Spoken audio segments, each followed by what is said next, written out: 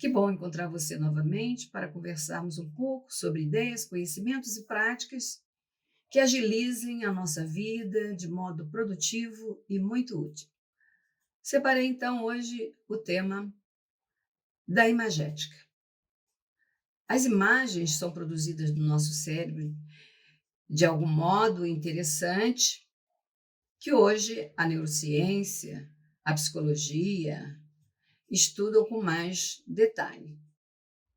Então, a neurociência clínica tem se valido de processos que ajudam muitas pessoas a recuperar movimentos após um acidente, após um AVC ou um AVE, após também certos traumas da vida. Apoiando, então, nessa metodologia que facilita com que uma pessoa imagine, visualize uma situação independente do estímulo luminoso que afeta os olhos. Então, digamos, a pessoa vê com os olhos, aspas, da mente. Como isto acontece, filósofos, cientistas estão muito empenhados em descobrir essa relação das imagens, da capacidade de imaginar, produzir imagens mentais direcionadas de modo consciente, porque existem também imagens que são articuladas pelo cérebro de modo que a pessoa não tem uma consciência. O processo muito interessante da imagética é que ela promove uma gestalt, ou seja, uma imagem global de algo, de uma situação que nós queremos trabalhar. Muitos estudiosos e cientistas dizem que pensam por imagem. O que é isso? É uma forma de ter uma visão integral de um tema, de uma ideia.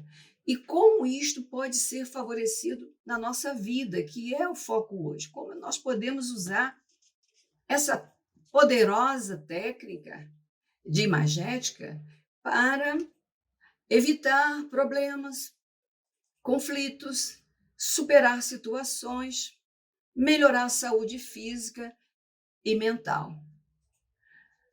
Então, o pensamento complexo, ele é um conhecimento ainda novo para as ciências, porque nós viemos de informações de uma ciência presa ao dualismo, ao cartesiano, ao certo e errado, e isto nos confinou ao empobrecimento da imaginação, porque até o século XIX, a biomedicina, a medicina, não estava muito empenhada na imagem, na imaginação, porque o ser humano era visto de um modo muito mais físico, a racionalidade médica estava voltada para o físico, a fisiologia.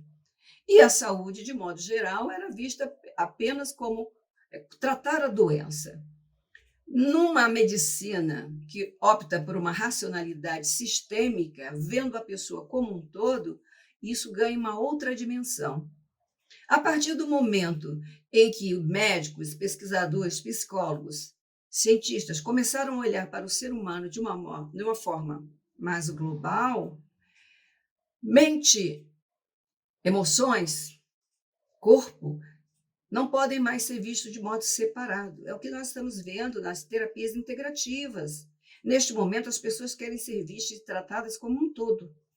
Então, meus amigos e minhas amigas, eu sempre tento aqui no canal passar algo que tem uma consistência de pesquisa, de investigação científica, seja da ciência interior, seja da ciência objetivada, pragmática, mas também algo que enriqueça a nossa vida, que tem uma viabilidade, que houve uma experimentação, que houve uma investigação, não necessariamente de uma ciência ortodoxa, fechada, numa visão do estudo, de modo que inviabilize as experiências subjetivas, interpretativas.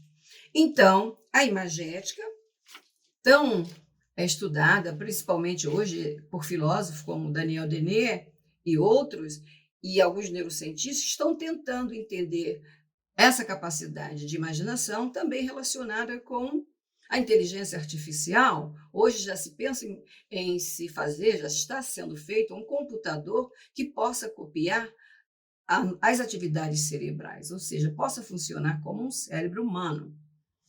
Há uma enormes dificuldades tecnológicas para que isso aconteça, mas isso já está sendo investigado.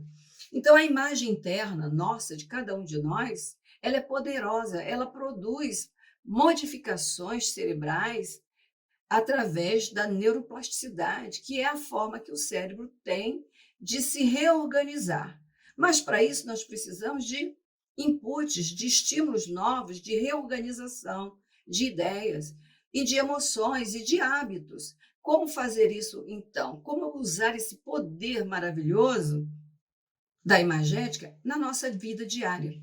Suponha que você aí, meu amigo, que está me acompanhando, eu agradeço muito a sua participação, ou minha amiga, tenha uma dificuldade muito grande, um problema que você não consegue encontrar solução.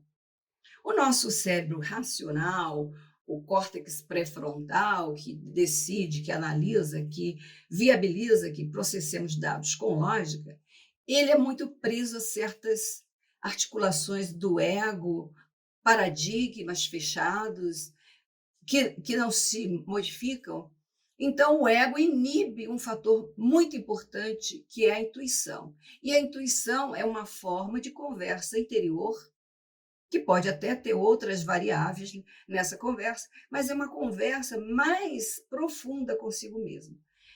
A pessoa que pensa demais e não dá um espaço entre um pensamento e outro, não relaxa a mente, ela não consegue ter acesso ao self, que é uma estrutura organizacional, individual, mais global. Para que esse self permita que a pessoa atue e consiga um processo maior de individuação, como trata a psicanalítica junguiana, teria que haver um trabalho de permissão para que os dados de informações, de memórias, de emoções inconscientes possam ser aflorados. E esses dados, eles não vêm através do processo racional. É importante a razão? É. Quando estudamos, quando avaliamos uma situação, quando temos que tomar uma decisão, muitas vezes é importante avaliar os dados, as informações e deixar um pouquinho em stand-by, ou seja, deixar aquela ideia dormir de um dia para o outro. Não é assim que as pessoas falam? Amanhã eu vou ter uma ideia diferente. Por que ela vai ter uma ideia diferente depois de dormir?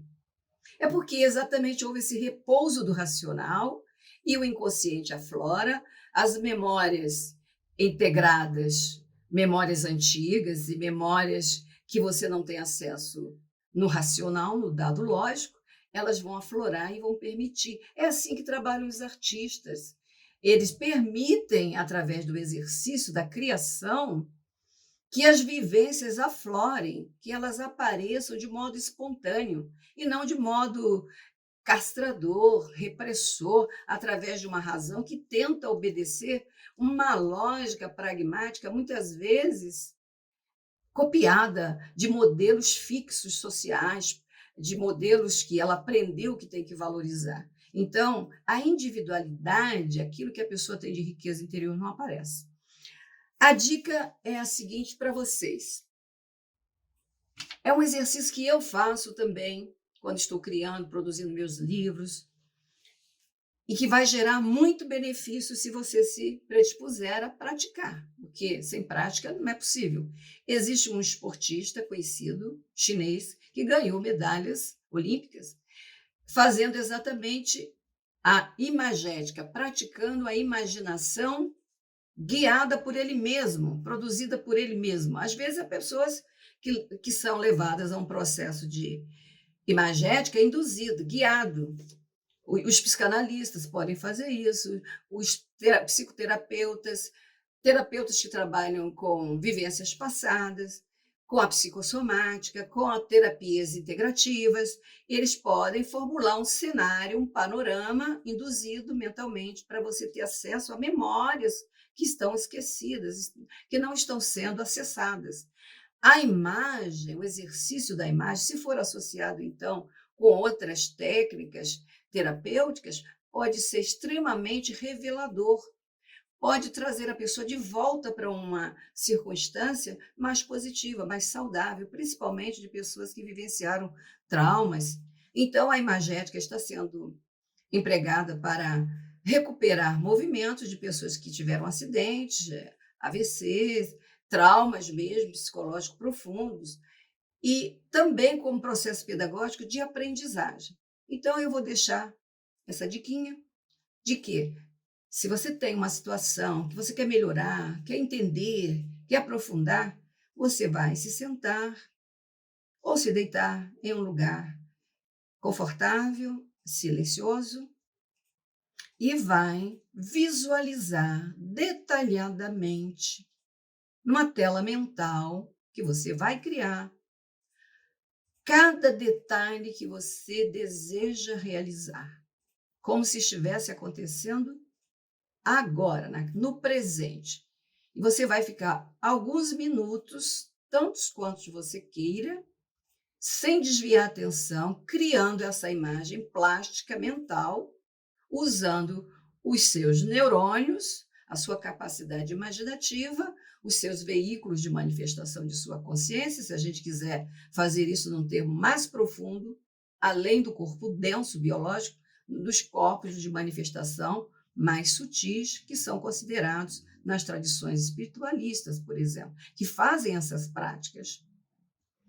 Eu mesma tive um grupo durante alguns anos que nós fazíamos a prática de visualização para a paz planetária durante algumas horas, em processo de relaxamento profundo, visualizávamos que essas energias de paz, as ideias de paz, se propagassem e em todas as direções possíveis no planeta Terra. Isso é possível de que nós possamos cultivar um hábito de irradiar através do nosso eletromagnetismo, tanto do coração quanto do nosso cérebro, projetar essas nossas ideias para muito além. Nós sabemos que o ser humano conhece 5% apenas do universo. Temos, então, aí mais 95% para conhecer. A gente sabe muito pouco, de quase nada.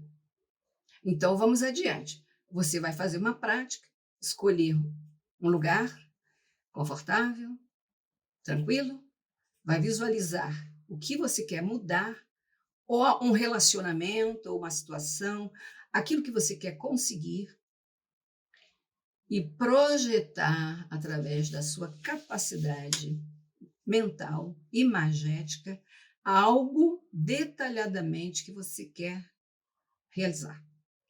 Faça isso alguns minutos, todo dia, 3 vezes na semana, de forma que você possa realmente ficar focado. E depois, me conte o que aconteceu. Até o próximo encontro. Tudo de bom, saúde e paz.